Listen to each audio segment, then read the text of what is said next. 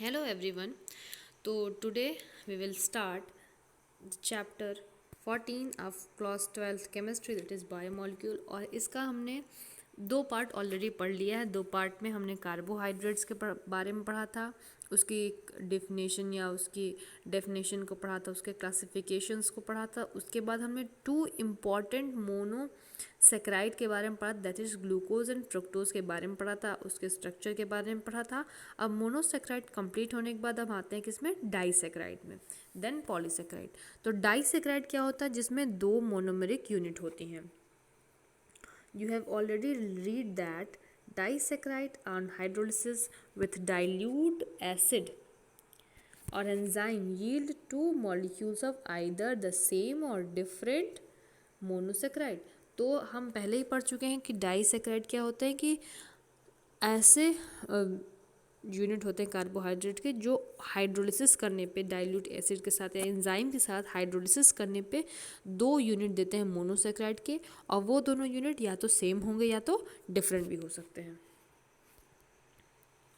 The two monomeric monosaccharide are joined together by an oxide linkage formed by the loss of water molecules. Such a linkage is called between two molecules using two oxygen atom is called glycosidic linkage। तो इन्होंने कहा कि जो हमारा दोनों मोनोमरिक units होते हैं, दोनों मोनोसेक्राइड्स होते हैं, वो आपस में जुड़ते कैसे हैं, एक ऑक्साइड लिंकेज की मदद से। और ऐसा ऑक्साइड लिंकेज जो कि दो मोनोसेक्राइड के बीच में बना होता है, और उस लिंकेज को क्या कहते हैं, ग्लाइकोसिडिक लिंकेज। और होता किससे है, through oxygen atom. Oxygen atom की मदद से जो दो मोनोसेक्राइड के बीच में एक लिंकेज बनता है, उसे क्या कहते हैं, ग्लाइकोसिडिक लिंकेज। ठीक है। Then in disaccharide if the reducing group of the monosaccharide aldehydic और कीटोनिक, मतलब जो रिड्यूसिंग ग्रुप यानी कि जो रिड्यूस होते हैं, जो कि रिड्यूस करें किसको, फेहलिंग और टॉलेंस रिएजेंट को रिड्यूस करेंगे और खुद क्या होंगे, ऑक्सीडाइज हो जाएंगे। ऐसे ग्रुप जो दूसरों को रिड्यूस करेंगे वो होंगे रिड्यूसिंग ग्रुप, और खुद हो जाएंगे ऑक्सीडाइज। तो अगर मोनोसेक्राइड से डाइसेक्राइड बनते समय जो रिड्यूसिंग ग्रुप है यानी एल्डिहाइडिक ग्रुप या कीटोनिक ग्रुप है, वो बॉन्डेड है, बॉन्डेड यानी बंधे हुए हैं, फ्री नहीं है, तो जो बनने वाला डाइसेक्राइड होगा वो नॉन रिड्यूसिंग शुगर कहलाएगा। और अगर दोनों हमारे जो ग्रुप्स हैं, कौन, एल्डिहाइडिक कीटोनिक या रिड्यूसिंग ग्रुप फ्री हैं, तो उस शुगर को क्या कहेंगे, रिड्यूसिंग शुगर। देखते हैं, in disaccharide if the reducing group of monosaccharide that is aldehydic or ketonic group are bonded then these are non reducing sugar। अगर bonded हैं दोनों ग्रुप तो क्या कहेंगे, non reducing sugar। for example sucrose, sucrose is a non reducing sugar। sucrose क्या है, एक non reducing sugar है। On the other hand, the sugar in which these functional groups are free are called reducing sugar। और जिनमें ये functional group क्या है, free है, उन्हें क्या कहेंगे हम, रिड्यूसिंग शुगर। मतलब ये दोनों जो रिड्यूसिंग ग्रुप है फ्री होंगे तो क्या कहेंगे, reducing sugar. For example maltose and lactose, ये क्या है, रिड्यूसिंग शुगर। और नॉन रिड्यूसिंग शुगर कौन है, सुक्रोज। अब सुक्रोज के बारे में थोड़ा डिटेल में पढ़ते हैं। Sucrose one common disaccharide in the is sucrose, एक सुक्रोज एक कॉमन डाइसेक्राइड है which on hydrolysis give equal molar mixture of D plus glucose and D minus fructose. तो अगर हम सुक्रोज की हाइड्रोलिसिस कराएं तो हमें इक्वल अमाउंट में यानी इक्वल मोल्स में क्या मिलेंगे, glucose and D fructose, D plus glucose and D minus fructose. जैसे यहाँ सुक्रोज है, क्योंकि सुक्रोज बनता है किससे, ग्लूकोज और गैलेक्टोज से बनता है, और दोनों इक्वल अमाउंट में होते हैं, इसलिए अगर एक मोल सुक्रोज की हाइड्रोलिसिस की जाएगी तो एक मोल ग्लूकोज बनेगा और एक मोल फ्रुक्टोज बनेगा। These two monomeric unit monosaccharide are held together by a glycosidic linkage between carbon number 1 of alpha D glucose and carbon number 2 of beta D fructose। और ये जो सुक्रोज बनता है, इस सुक्रोज में जो ग्लाइकोसिडिक लिंकेज बनता है वो किसके बीच बनता है, carbon number one of alpha D glucose and carbon number 2 of beta D fructose, जिसकी वजह से क्या होता है कि कार्बन नंबर 1 पे जो एल्डिहाइडी ग्रुप होता है और कार्बन नंबर 2 पे फ्रक्टोज वाले या कीटोनिक ग्रुप होता है, ये दोनों इस ग्लाइकोसिडिक लिंकेज बनने की वजह से बॉन्ड हो जाते हैं। बॉन्ड होने की वजह से ये क्या हो जाएगा, नॉन रिड्यूसिंग इन नेचर।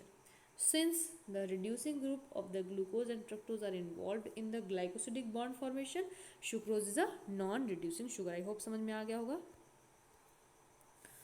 जिससे यहाँ पे सुक्रोज का स्ट्रक्चर देख लेते हैं। सुक्रोज मैंने बनाना सिखाया था आप लोग को, सॉरी ग्लूकोज एंड फ्रक्टोज बनाना सिखाया था। ग्लूकोज में क्या कहा था कि हमने अगर बड़ा ग्रुप ऊपर रखना है तो नीचे उससे बड़ा ग्रुप रहेंगे, फिर उसके ऊपर बड़ा, फिर उसके नीचे, फिर अगर अल्फा बनाना है तो नीचे OH ग्रुप होगा और बीटा बनाना है तो ऊपर OH ग्रुप होगा। ये हमने बताया था स्ट्रिक याद करने के लिए। और फिर वही CH2OH हमारा इसके ऊपर रहेगा, तो ये दूसरा नीचे, फिर ऊपर, फिर नीचे, इस तरह से। तो ये वाला बीटा डी फ्रुक्टोज। तो बीटा डी फ्रुक्टोज से और अल्फा डी ग्लूकोज से बनता है क्या मिलके, सुक्रोज। और लिंकेज कौन सा होता है, ग्लाइकोसिडिक लिंकेज, किसके बीच में, carbon number 1 of alpha D glucose and carbon number 2 of beta D fructose. Sucrose is a dextrorotatory, जो सुक्रोज बनता है उसका नेचर होता है dextrorotatory, but after hydrolysis give dextrorotatory glucose and levorotatory fructose. तो जब हमारा जो सुक्रोज है वो डेक्स्ट्रो रोटेटरी तो है, लेकिन जब उसकी हाइड्रोलिसिस करेंगे तो हमें एक लीवो रोटेटरी फ्रुक्टोज मिलेगा और डेक्स्ट्रो रोटेटरी ग्लूकोज मिलेगा। Since the levo rotation of fructose is minus 92.4 is more than dextro rotation of glucose plus 52.5 degree, the mixture is a levo rotatory। क्योंकि जो हाइड्रोलिसिस हो रहा है उस समय जब बना तो ग्लूकोज बना, फ्रक्टोज बना, और फ्रक्टोज क्यों है, लीवो रोटेटरी है, और उसका जो एंगल ऑफ जो लीवो रोटेशन यानी जो प्लेन पोलराइज लाइट को बेंड करेगा तो ये ज़्यादा एंगल से लेफ्ट साइड बेंड करके नहीं लीवो रोटेशन वाले में, और राइट साइड में कम ही बेंड कर पाएगा, इसलिए ओवरऑल जो होगा वो क्या हो जाएगा, लीवो रोटेटरी नेचर हो जाएगा सॉल्यूशन का। तो अब जैसे हमारा डेक्स्ट्रो रोटेटरी ग्लूकोज था, अब फाइनली जो सोल्यूशन बना लीवो रोटेटरी बन रहा है, इसलिए से क्या कहेंगे, इन्वर्जन। इन्वर्जन यानी कि साइन का चेंज हो जाना, पहले डेक्स्ट्रो था बाद में लीवो हो जाना। Thus hydrolysis of sucrose bring about a change in the sign of rotation. जब हम हाइड्रोलिसिस करें सुक्रोज की तो साइन का चेंज हो रहा है, रोटेशन वाला साइन चेंज हो रहा है, and from dextro that is from dextro to levo, dextro से लीवो बदल जा रहा है, and the product is name as invert sugar. जो बनने वाला प्रोडक्ट होगा उसे क्या कहेंगे, इनवर्ट शुगर। तो ये समझ में आएगा सुक्रोज के बारे में। अब दूसरा जो इम्पोर्टेंट डाइसैकेराइड वो है माल्टोज। माल्टोज किससे बनता है, दो ग्लूकोज से। कैसे देखिए, another disaccharide maltose is composed of 2 alpha D glucose unit. किससे बनता है, 2 अल्फा डी ग्लूकोज यूनिट से बनता है कौन, माल्टोज। माल्टोज कैसे बनता है, 2 अल्फा डी ग्लूकोज यूनिट से, in which carbon number of 1 glucose, जिसमें carbon number 1 of glucose is link to the carbon number 4 of another glucose. तो पहले कार्बन का कार्बन नंबर 1 लिंक होता है दूसरे कार्बन के कार्बन नंबर 4 से, तो दूसरे वाले कार्बन में कार्बोनिल ग्रुप यानी कि अल्डिहाइड ग्रुप जो होगा फ्री रहेगा, तो इसलिए जो माल्टोज होगा एक रिड्यूसिंग शुगर है। Another glucose unit, the free aldehyde group can be formed produced at carbon number 1 of second glucose। जो सेकेंड ग्लूकोज होगा उसके कार्बन नंबर 1 पे फ्री एल्डिहाइड ग्रुप पाया जाएगा, and show the reducing property, so it's called reducing sugar. और ये जो है रिड्यूसिंग प्रॉपर्टी शो करेगा, इसलिए हम क्या कहेंगे, रिड्यूसिंग शुगर कहेंगे। जैसे माल्टोज का स्ट्रक्चर आप देख सकते हैं, ये कौन सा ग्लूकोज बनाया गया है, अल्फा डी ग्लूकोज। कौन सा ग्लूकोज, अल्फा डी ग्लूकोज बनाया गया है, और दूसरा भी अल्फा डी ग्लूकोज बना हुआ है। ठीक है, दोनों अल्फा डी ग्लूकोज हैं। पहले में जो है कार्बन नंबर 1 इन्वॉल्व है, दूसरे में कार्बन नंबर 4 इन्वॉल्व है। तो दूसरे वाले में कार्बन नंबर 1 फ्री है, जिसकी वजह से यहाँ पे रिड्यूसिंग नेचर पॉसिबल है। तो माल्टोज क्या हो जाएगा, एक रिड्यूसिंग शुगर। और तीसरा जो इम्पोर्टेंट डाइसैकेराइड है वो लैक्टोज। क्या है, लैक्टोज।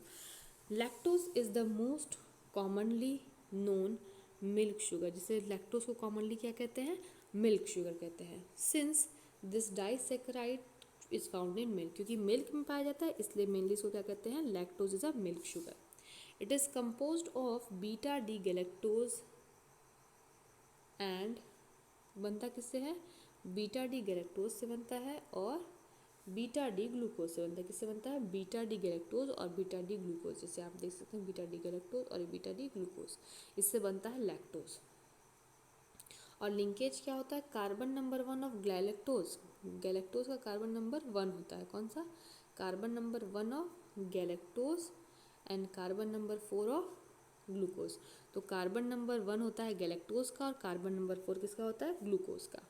फ्री एल्डिहाइड ग्रुप में be present at carbon number 1 of glucose unit and is also a reducing sugar. तो यहाँ पे जो यूनिट है हमारा गैलेक्टोज का और ग्लूकोज का, जुड़ता किससे है, carbon number 1 of galactose to the carbon number 4 of glucose, जिसकी वजह से अगेन हमारा जो ग्लूकोज का फर्स्ट कार्बन है वो फ्री रहता है, एल्डिहाइड ग्रुप फ्री है, जिसकी वजह से ये रिड्यूसिंग नेचर शो करेगा।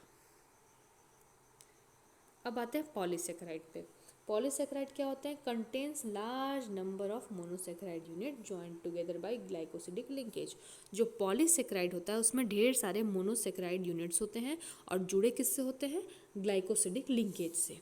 These are the most commonly encounter carbohydrate, जो नेचर में पाया जाता है, तो हम मोस्ट कॉमनली किससे हमारा इनकाउंटर होता है, इनकाउंटर यानी हम सामना करते हैं किससे, पॉलीसेकेराइड से। क्यों, क्योंकि पॉलीसेकेराइड मैक्सिमम, जो पॉलीसेकेराइड है ज़्यादातर पाया जाता है कार्बोहाइड्रेट में। They mainly act as food reserve, starch and store structural material. तो ये फूड स्टोरेज की तरह काम करता है, स्ट्रक्चरल मटेरियल की तरह काम करता है, कौन, polysaccharide. Starch is the main storage polysaccharide of plant. Starch जो है वो प्लांट्स का मेन स्टोरेज पॉलीसेकेराइड, यानी मेनली प्लांट में पाया जाता है, ये मेन है। It is the most important dietary source for human being, और ह्यूमन सोर्स के लिए ये एक डाइटरी सोर्स भी है, डाइट यानी भोजन के लिए। High content of starch is found in cereals, root, tubers and some vegetables. और सेरल्स में, दालों में, रूट्स में, ट्यूबर्स में और वेजिटेबल्स में लार्ज अमाउंट ऑफ पाया जाता है क्या, पॉलीसेकेराइड यानी स्टार्च को। और इसके इट है is a polymer of alpha D glucose. Starch किसका पॉलीमर है, अल्फा डी ग्लूकोज का पॉलीमर है स्टार्च।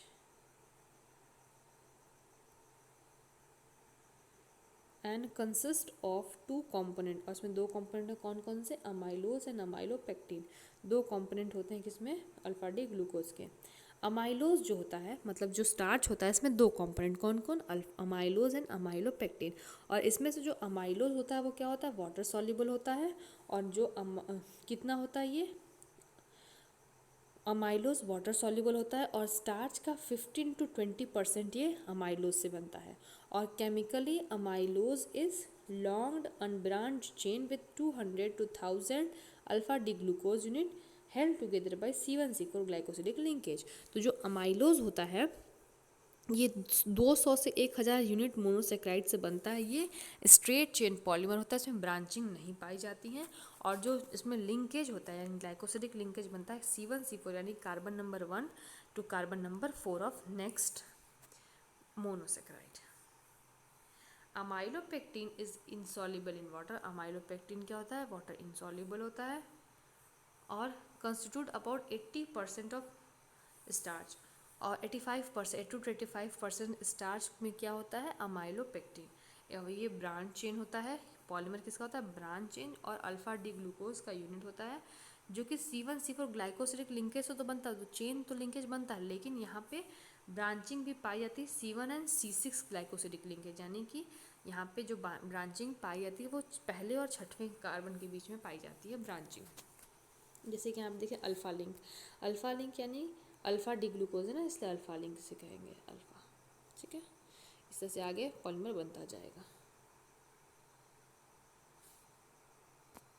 अमाइलोज स्ट्रेट चेन है, और अमाइलोपेक्टिन जैसे आप यहाँ देख सकते हैं कि यहाँ पे ब्रांचिंग हुई है, किसमें, कार्बन नंबर 1 से कार्बन नंबर 6 के बीच में ब्रांचिंग की गई है, तो C1C6 लिंकेज हो जाएगा ये। अमाइलोपेक्टिन अल्फा लिंक तो है क्योंकि अल्फा हमारे यूज़ किया है क्या, अल्फा ग्लूकोज। अब आते हैं सेलुलोज की बात करते हैं। Cellulose occurs exclusively in plant and is the most abundant organic substance in the plant kingdom. Cellulose जो है वो exclusively या mainly plants में ही पाया जाता है और ये most abundant organic substance है किसमें? Plant kingdom में. It is the predominant constituent of cell of plant cell. Plant cell में जो cell wall बनता है वो cellulosic होता है. Cellulose is a straight chain. Cellulose क्या होता है? एक straight chain होता है. Polysaccharide compose only by beta D galactose. ये स्ट्रेट चेन पॉलीसेक्राइड होता बनता किससे है? केवल बीटा डी ग्लूकोज से. Which are joint by glycosidic linkage between carbon number 1 and carbon number 4 of next glucose unit. और बनते कैसे हैं? कार्बन नंबर 1 से कार्बन नंबर 4 के बीच में ग्लाइकोसिडिक लिंकेज से. और glycogen is another carbohydrate storage in the animal body. जैसे स्टार्च प्लांट बॉडी में स्टोरेज की तरह काम करता था, एनिमल बॉडी में ग्लाइकोजन स्टोरेज की तरह काम करता है. It is also known as animal starch. इसे और क्या कहते हैं? Animal starch. Its structure is similar to amylopectin and rather more highly branched. तो इसका स्ट्रक्चर नहीं, इसका ग्लाइकोजन का स्ट्रक्चर अमाइलोपेक्टिन की तरह पाया होता है और अमाइलोपेक्टिन से भी ज़्यादा ब्रांच्ड होता है. It is present in the liver. Liver में प्रेजेंट होता है. और कहाँ प्रेजेंट होता है? लीवर में, मसल और ब्रेन, लीवर मसल ब्रेन इन सब में ग्लाइकोजन पाया जाता है. व्हेन बॉडी की need glucose enzyme break the glycogen into glucose. जब बॉडी को एनर्जी की रिक्वायरमेंट होती है तो ग्लाइकोजन को जो एंजाइम्स हैं उसको ब्रेक करते हैं ग्लूकोज में. And glycogen is also found in yeast and fungi. Yeast and fungi में भी ग्लाइकोजन पाया जाता है. अब पढ़ते थोड़ा सा इंपॉर्टेंस, उसके बाद ये टॉपिक खत्म हो जाएगा. Carbohydrates. Carbohydrates are essential for life in both plant animal. Plant and animal दोनों के लाइफ में कार्बोहाइड्रेट बहुत ज़रूरी है क्योंकि एक एनर्जी सोर्स की तरह भी काम करता है. They are the major portion of our food. और हमारे फूड के क्या होते हैं? मेजर पोर्शन होते हैं. Honey has been use for long time as a instant source of energy by Vedas. Vedas में क्या होता था? Energy source as a instant source of energy को हनी की तरह हनी को as a instant source of energy use किया था. ये भी एक कार्बोहाइड्रेट से बना हुआ है. इन आयुर्वेदिक सिस्टम ऑफ मेडिसिन, तो आयुर्वेदिक सिस्टम ऑफ मेडिसिन में इसको क्या यूज़ किया जाता है? As a instant source of energy की तरह. Carbohydrate are use as storage molecule. As हमने देखा स्टार्च, ग्लाइकोजन, ये सब स्टोरेज मॉलिक्यूल की तरह होते हैं carbohydrate. Starch in plants and glycogen in animals. Cell wall of bacteria and plant is made up of cellulose. Bacteria और plant का जो सेल वॉल होता है किससे बना होता है? सेल्यूलोज से. From the cellulose in the form of wood, cloth respectively. cellulose किस फॉर्म में होता है? wood के फॉर्म में, cloth के फॉर्म में. cellulose in the form of cotton fiber, ये भी एक फॉर्म होता है. they provide raw material for many important industries. और कई important industries के लिए भी जो cellulose होते हैं एक raw material का काम करते हैं. जैसे पेपर, lacquer, breweries, इन सब के लिए क्या होता है? ये raw material प्रोवाइड करता है. कौन सा? पॉलीसेक्राइड जो है या कार्बोहाइड्रेट जो है. टू एल्डोपेंटोज, डेक्सट्रोज एंड डीऑक्सीराइबोज, हम इसको पढ़ेंगे, जो न्यूक्लिक एसिड में प्रेजेंट होता है. Ribose and deoxyribose. Carbohydrates are found in biosystem in combination with many proteins and lipids. अगर प्रोटीन के साथ मिला है तो उसे कहेंगे ग्लाइकोप्रोटीन. क्या कहेंगे? ग्लाइकोप्रोटीन. अगर कार्बोहाइड्रेट प्रोटीन के साथ एसोसिएटेड है तो. और अगर कार्बोहाइड्रेट के साथ लिपिड के साथ एसोसिएटेड है तो उसे क्या कहेंगे? ग्लाइकोलिपिड. क्या कहेंगे? ग्लाइकोलिपिड. ठीक है, तो यहाँ तक ये टॉपिक कंप्लीट होता है. अब नेक्स्ट में हम न्यूक्लिक एसिड से शुरुआत करेंगे, फिर हम प्रोटीन पढ़ेंगे. मैंने बस सीक्वेंस चेंज कर दिया है अपने अपने आसानी के लिए और समझाने के लिए. तो हम पहले न्यूक्लिक एसिड पढ़ेंगे, उसके बाद प्रोटीन पढ़ेंगे. ठीक है, और आपको अगर वीडियो अच्छी लगी हो तो इसको अपने दोस्तों के साथ शेयर करिएगा और लाइक ज़रूर करिएगा. Thanks for watching.